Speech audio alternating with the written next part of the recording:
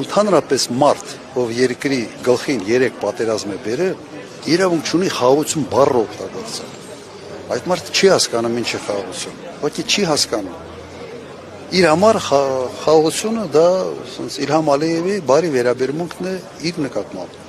Բայց դա իր համար համապարփակ, այսպես ասենք, խաղաղությունն է։ Հայաստանի Հանրապետության համար լրիվ ուրիշ է պետք։ Երաշխավորված արժանապատիվ խաղաղություն եւ մենք դա ի վիճակի ենք ապահովել։ Նախընտրական շրջանը միշտ բաժանում է 2-3, չգիտեմ։ Բերողների եւ պատերազմ բերողների եւ խաղաղությունը միայն ինքն է պետք ասել։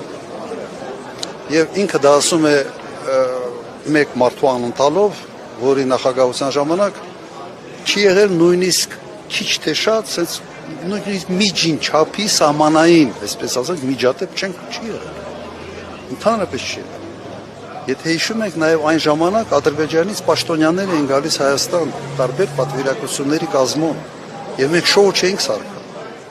Հիմա այդ հավի պատմությունը ես պատմեցի, հիմա լրիվ նույն պատկերն է